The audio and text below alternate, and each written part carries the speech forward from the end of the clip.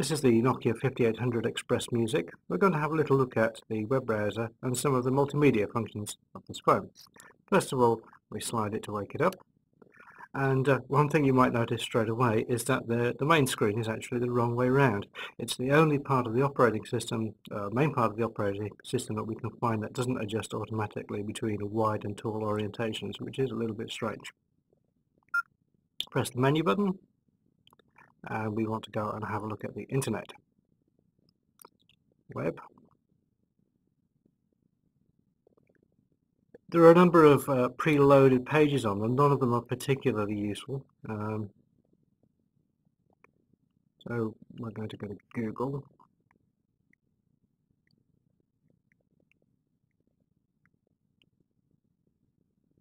That was using the full-screen keyboard.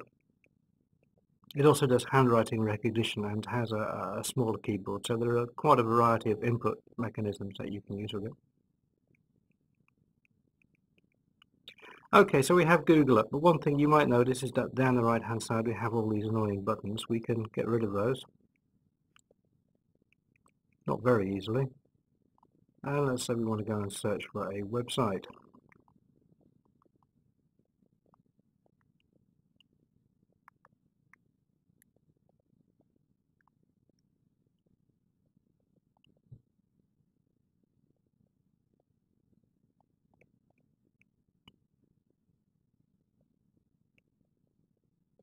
And this is Mobile Gazette. As you can see, it is loading up a little bit slowly. You have to remember that this isn't a PC, so the page rendering is quite slow, but it's much faster than most other mobile devices. One other thing you might notice immediately is that the page doesn't quite fit. You have to scroll left and right. If we double tap the display, we can zoom in, we can zoom out. So we have a degree of flexibility with the way that it works. We can go and have a look at a particular individual page. Something you'll notice, it scrolls reasonably quickly.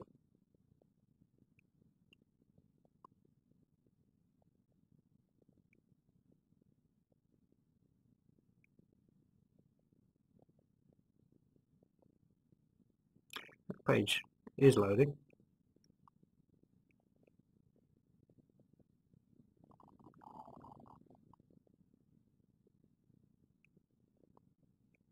The 5800 will even play YouTube, although it uses YouTube Mobile and not the full version of YouTube.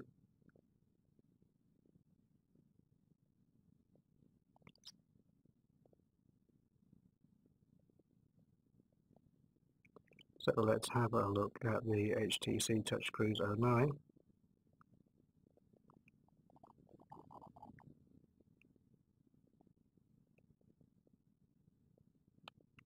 Flash plays back in Real Player. And it takes a little while to load up.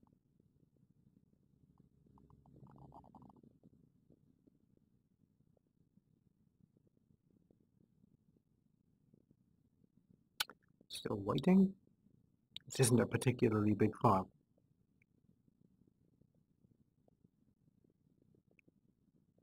HTC Touch Cruise 09, expected spring 2009. It's one of the oddest sounding phones that we know of, the HTC Touch Cruise 09. This is the second phone in HTC's lineup to feature the Touch Cruise name, the original version. Perhaps it's Quite enough of that, I think. That was the voice of Kate, our robot assistant. Now, rather irritatingly, we've exited the page and we've now lost everything. Is the web browser still running? No, it's mysteriously shut down. So, let's start it again. This isn't a bug in the device. This is one of the problems that you have with Symbian as an operating system on the whole. It is not particularly friendly. It's very easy to accidentally shut down an application, but it's more easy to have applications running that you didn't know about. It's certainly not as nice a display or interface as the Apple iPhone. The new Palm Pre, I think, has an interface that will blow everything else away. but it's not bad for S60, and if you're used to the Symbian S60 operating system, you'll find that this is reasonably good. So we brought back the web browser now. Some things on here render a little bit differently from on a computer because it is actually a mobile phone. So I'll have a quick look at the BBC website.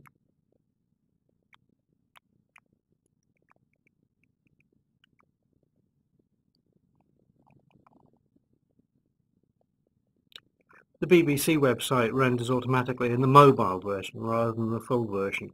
A lot of websites do that these days. It's good in one respect that this isn't a fully blown computer, but on the other respect it could easily display a fully blown web page.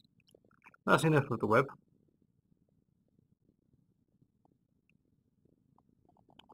This is also a pretty good multimedia device.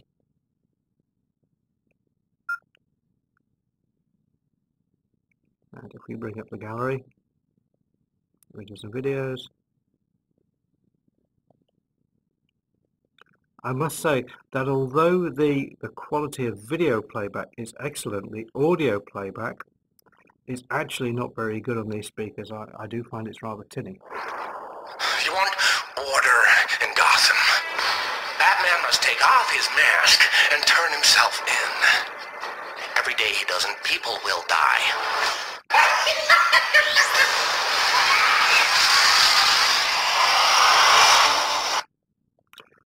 That having been said, it's certainly not bad. Let's have a look at some of the music that we have on it. There's a few tracks preloaded. The music player on here is straightforward and easy to use. Although one annoying thing, and we've just seen it now, is that this menu requires a double click. Some require one click, some require two clicks with the stylus. It's very peculiar.